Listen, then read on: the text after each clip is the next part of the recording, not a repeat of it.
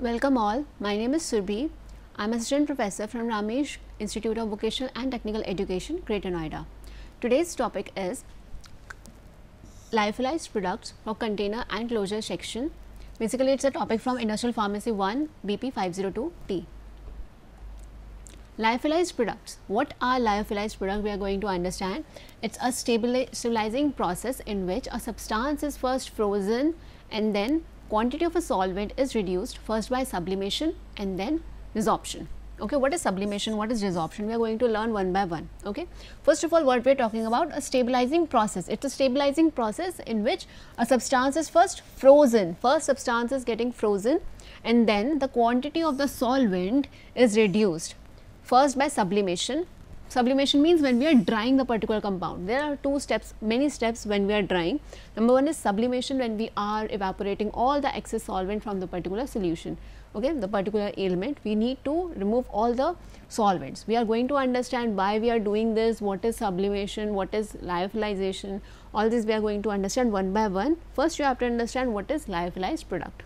Lyophilized product, when we have a product which is first frozen, first the temperature is cold and then the quantity of a solvent is reduced first by sublimation, primary drying and then desorption, secondary drying. Okay, means first we have to do a simple drying, then we have to go for the secondary drying, that is desorption. Okay, to values that will no longer support biological activity or chemical reaction. So, at the end of the day, what we understand from this statement, that it no longer support biological activity and chemical reaction. Basically, if our product has water inside it, water components inside it, obviously when there is water, there is a chance of microbial contamination, that is very much microorganism loves water, we all know. Okay, so where there is microorganism, there will be a contamination of microorganism or water inside it, fine. So, in order to remove water, in order to remove all the moisture content, these are called as lyophilization. What we are going to do, we are first freezing the particular product, then we are going for the sublimation part, then we are going for the desorption. Sublimation means primary drying, desorption means secondary drying. Okay, so we are going to understand and clarify one by one what are these things, why it is important. Cleaning of closure and containers. Lyophilization is carried out using a simple principle of physics, sublimation. Sublimation, I told you, it's a method called as when we have a primary drying. We are removing, we are evaporating all the water constituent from the particular solution. Sublimation is a transition of substance from solid to vapor state without first passing through an intermediate liquid phase. Means we are going for solid phase. We all know that what is the basic phenomena. Solid first convert into liquid, then liquid convert into gas. This is the basic phenomena, everyone knows about it. Okay. So, what is sublimation? Sublimation is when solid is directly converted into the gas. This is called as sublimation. Okay. Sublimation is a transition. Transition means transfer from one phase to other phase. Transition of a substance from solid to vapor phase. Solid to directly vapor phase, we are going to transfer solid to directly vapor phase or gaseous phase. Okay, without first passing through an intermediate liquid phase. We are not going in a liquid phase, we are just going from solid to gas phase. This is called as sublimation. Okay, so lyophilization is basically when we are carrying out simple principle of physical sublimation. We are going to carry out all this removal of water constituents so that no microbial contamination can take place, because we are talking about parenteral products. We don't want any microbes inside it. We want aseptic area. So, that is what we are going for lyophilization. What is objective of lyophilization? We are going to learn about. Lyophilization, I told you, when we are removing all the water constituent inside it. What is the importance? Why we are removing all of it? To preserve the biological activity of product, so that the product should have a long shelf life, so that the product should be stored for a long period of a time. That is why we are doing the lyophilization of the product, to preserve the biological activity of the product. Number 2, to reduce the product weight, to lower the transportation cost. We know that we have a product, it has a weight of around 10 gram. Okay. 10 gram we have moisture inside it. Okay, moisture inside it. When we remove the moisture, maybe it reduced to around 9 gram or 8 gram approx. Okay. So, what we are doing, we are just lowering the when we are removing the solvent from, we are removing the moisture from the particular container, from a particular solution or a particular product, from a particular powder, what we are getting, we are lowering the transportation cost, we are lowering the weight. When we have a low weight, we have low transportation cost, of course, that is why it is important for lyophilization. Number third, it helps to extend the shelf life or stability.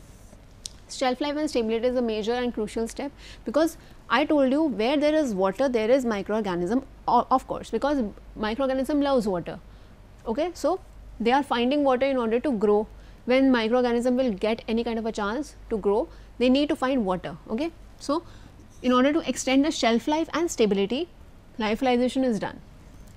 To dry thermolabile material means those materials that are very much susceptible to temperature. Okay? To dry all of it, lyophilization is very important to eliminate, because why thermolabile, how it is lyophilization is important in case of thermolabile material. Thermolabile means those are degraded from any kind of high temperature. If you have something, a solution, okay, you have a solution, if you are heating that solution, of course it will start evaporating the particular solvent.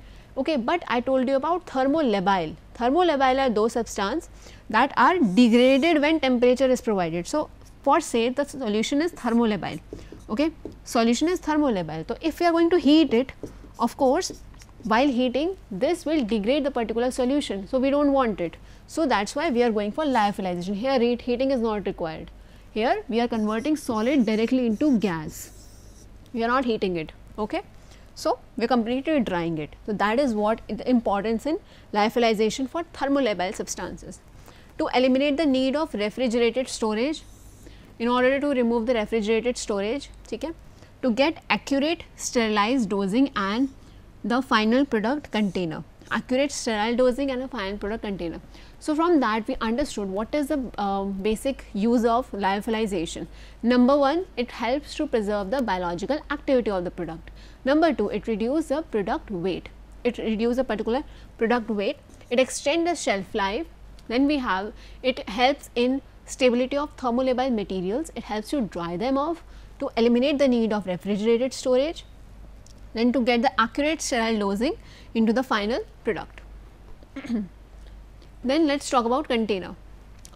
We know in case of pharmaceutical preparation, container is very crucial, okay, because the material the container is made up of, it can also affect our product, and that product is directly intended to be taken by the patient. So, that is why choosing a good container, a right container is what is the basic need of any pharmaceutical laboratory. That is also a crucial step.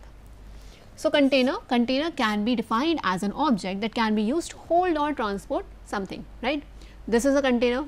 A pharmaceutical container is a device that holds pharmaceutical products, and it may be or may not be in directly contact with it.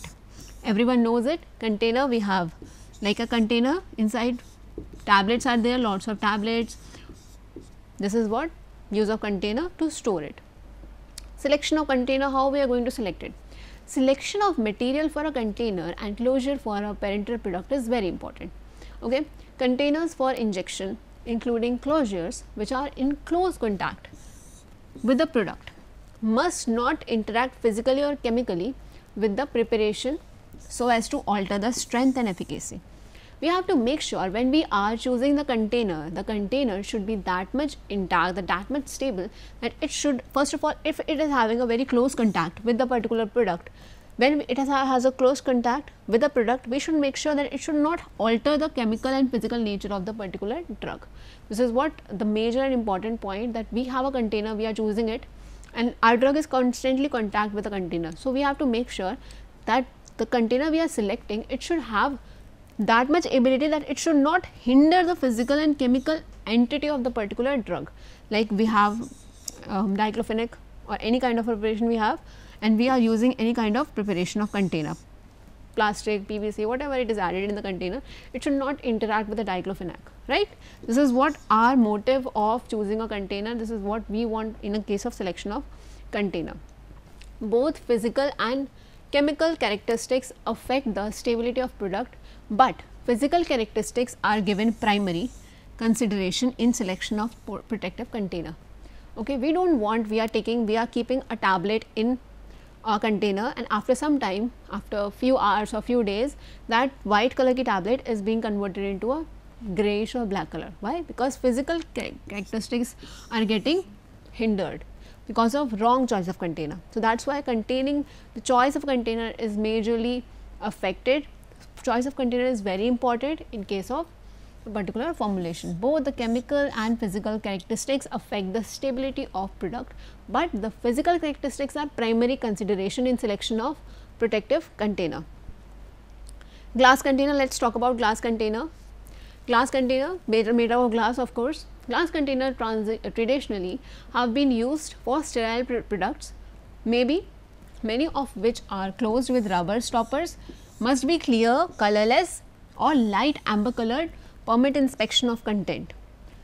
You have seen many preparation, especially parental preparation, you have seen many preparation which is of course which is has a rubber stopper. Parental preparation which has a rubber stopper, okay, which is a light amber colored preparation and permit inspection of content. Okay, this is what your particular glass container we have, we can use it for purpose. The type of glass suitable for each parental preparation is usually stated in individual monograph. Okay, what is a monograph? Monograph are the standard preparation that is being intently used. Injections are placed either in single dose container or multi dose container. Okay, so glass containers that we are going to choose, it should have amber colored, it can be colorless also, it can be clear also, it has a rubber stopper so that it can be majorly used in case of parental injection cases. Okay. Plastic containers. Plastic containers for parental are being used for commercial ophthalmic preparation. You have seen eye drops are coming in a plastic container. Okay. This is for ophthalmic preparation or commercial ophthalmic preparation, IV solutions. Okay. These are the plastic containers. Plastic containers are easy to use, people use it, people store it. It can be, it is not that much fragile, that is why it has a very great advantage, especially in case of ophthalmic preparation. So, that is why plastic containers are also a choice. Okay. In case of glass container, it has a problem that it is very fragile, it can break easily. Okay. So, that is why we have to keep it in a very secure place, we have to keep it away from the children, all these things, it is being mentioned in the particular container. Plastic container, the principal ingredient of various plastic material used for container is thermoplastic polymer. It is not like normal plastic we are using, no, we are using thermoplastic polymer. Plastic materials used in medical field have a relatively low amount of sugar added ingredients. Some contain plasticizers, fillers, antistatic agents and antioxidants. Okay. So, plastic containers used in medical field, any kind of plastic containers we are using in any kind of medical field or any kind of preparation, what we are going to have, it has a low amount of sugar added ingredient. It has a very low amount of sugar added ingredients. It should have plasticizers, fillers, antistatic agents and antioxidants. Antistatic agents, what does they do? They do not produce ions, they do not stick to the walls. It should have antioxidants so that it can prevent the oxidative degradation. Okay. We have plasticizers, we have fillers.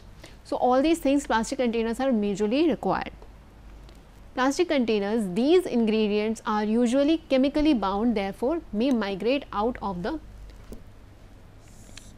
these ingredients are not usually chemically bound. That is why they migrate out of the plastic into the product under the condition of production or storage. Okay. So, this is the big disadvantage. Advantage is it is light in weight, plastic is majorly light in weight, it is non-breakable. When low in additives, have a low toxicity and low reactivity with products. It has a low reactivity with the products and it have a low toxicity. It is very light in weight, it is non-breakable. All these things are majorly used. This helps to make you compatible, that you can use your plastic container as a choice of container rather than plastic, than glass. Okay. What are the drawbacks? Of course, drawbacks are very much essential when we are discussing about advantage. Drawbacks are also important. First of all, plastic we are talking about, everyone knows about some basic thing about the plastic. Number one, we have tissue toxicity. Tissue toxicity can occur from polymer and additives. Reactivity due to absorption. It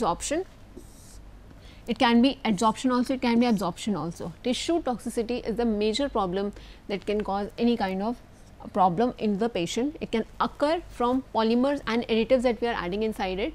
Okay.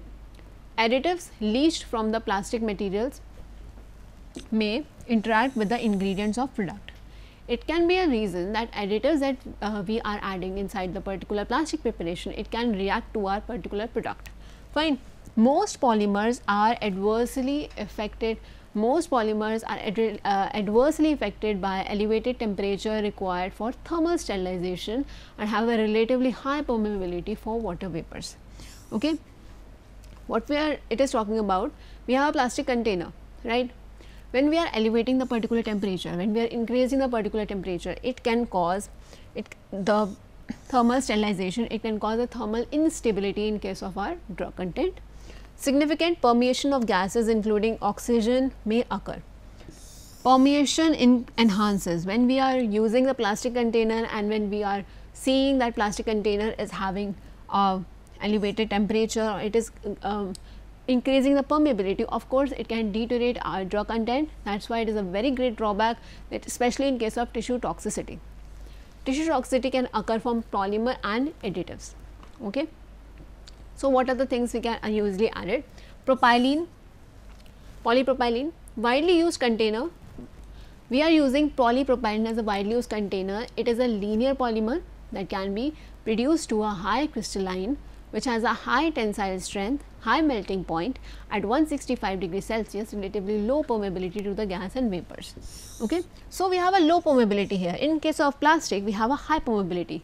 That is why it was creating a very major problem of tissue toxicity, right. So, in case of polypropylene, we have a low permeability of gas and water vapors, fine. So, widely used container, that is why it is widely used container. It is a linear polymer and it can be produced by high crystalline, which has a high tensile strength, high melting point at 165 degree Celsius, relatively low permeability to gas and water vapors. Okay. It is translucent, abrasion resistant and high surface gloss. Okay. It is a high surface gloss, means it is very attractive. It can be used commercially also. It is translucent, it is abrasion resistant. Okay. It is withstand the normal autoclaving temperature. It can withstand the normal autoclaving temperature, whereas in case of plastic, withstanding autoclaving temperature is quite difficult because it can enhance the permeability, it can cause tissue permeation. That is why plastic is not majorly used. Polypropylene is majorly used because it has a linear polymer and it has a high crystallinity, high melting point at 165 degrees Celsius. This is a very important point, that it has a high melting point of 165 degrees Celsius, 165 degrees Celsius melting point. We are autoclaving it at 121 degrees Celsius. It has a melting point at 165 degrees Celsius. So, it is very suitable for autoclaving because it has a very high melting point. In case of plastic, it is not suitable in case of autoclaving. So, that is why it is very much suitable for autoclaving, because autoclaving is done at 125 degrees Celsius and the melting point is 165 degrees Celsius of polypropylene. That is the only reason we can use polypropylene, because it is very stable, it is very majorly used, translucent, abrasion resistant and high surface gloss, means it is very attractive to use also. Fine. Flexible polyethylene can also be used. These containers are used in ophthalmic solutions. Ophthalmic solutions, for that flexible polyethylene are majorly used. It is to be administered in case of drops.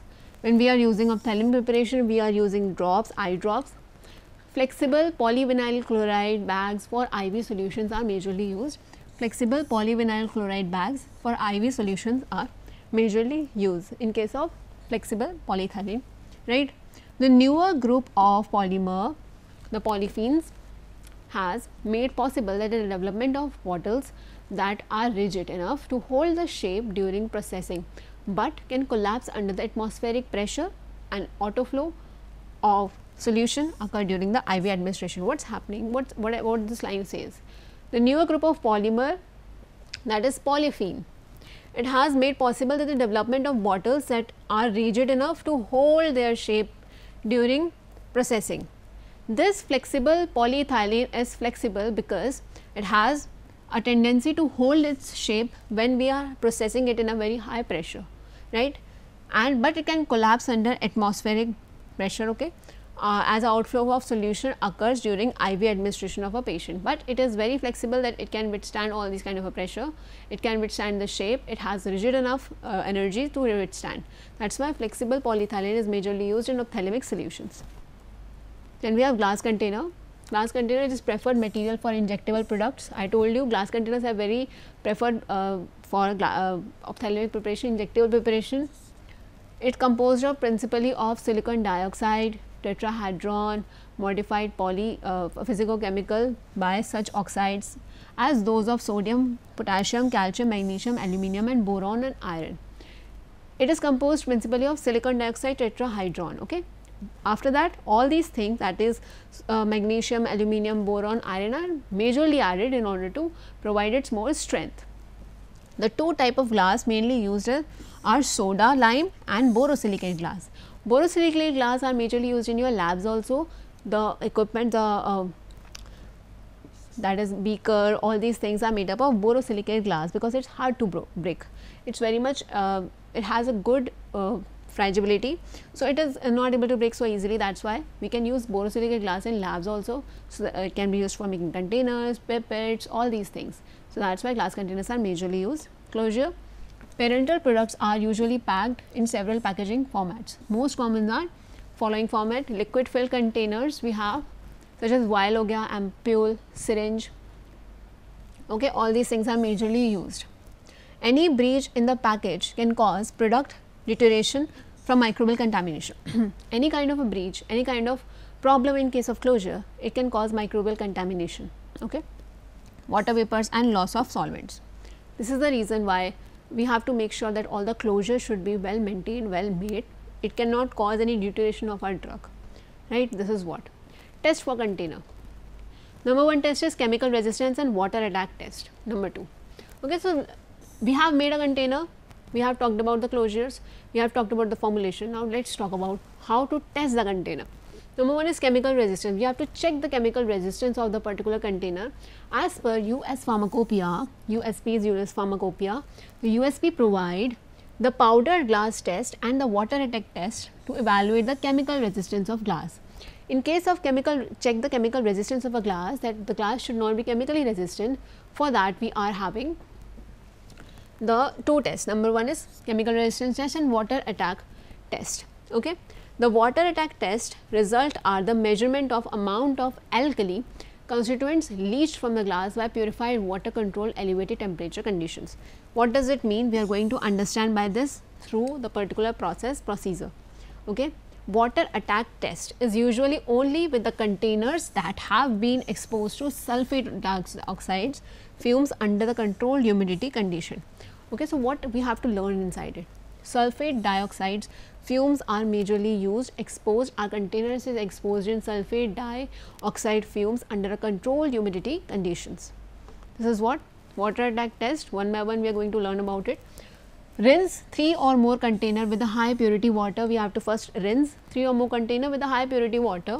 Fill each container to 90% of its overflow capacity. Okay, we have to fill the container 90% of its overflow capacity. We have to fill the container very properly. Cap all the flask and autoclave for 60 minutes. We have to cap all the flask. We have to autoclave it for 60 minutes. Empty the content and cool the contents in 250 ml conical flask to a volume of 100 ml. We have to just empty the contents and cool the contents in 250 ml of conical flask to a volume of 100 ml. Okay. Add drops of methyl red solution. We are adding drops of methyl red solution. Titrate it with 0.2 normal sulfuric acid while we warm it. Record the volume of 0.02 normal sulfuric acid consumed. We have to just titrate it. In the titration, what we are going to do? We are adding the methyl red solution. We are titrating it with sulfuric acid. H2SO4 is a sulfuric acid. We are going to titrate it. Okay. While warming it, along we are going to give a particular temperature. Okay. Record the volume of 0.02 sulfuric acid consumed. Volume should not exceed as indicated in USP as for the type of glass. Okay. This is a water attack test. You are going to just consume all of it. Okay. So, what we are going to do? We have the a particular container is exposed to sulfur dioxide solutions, sulfur dioxide fumes, in order to check all the conditions. Fine. So, this was a test of containers. We have talked about the closure, we have talked about the glass containers, what are the different glass containers we can use. From the discussion we have understand that flexible polyethylene and polypropylene are majorly used. Why polypropylene is majorly used? Number one is it has a very high melting point, because we want to autoclave it. In case of autoclaving, we have 121 degrees Celsius in autoclaving. So, for that we are requiring 121 degrees Celsius, but the melting point is 165 degrees Celsius. So, it can be majorly suited for autoclaving. That is why polypropylene is very much used. So, this was all about today's lecture. We have understood what is closure, what are the particular containers that we can use, or the materials we can use. Okay. So, thank you so much, students.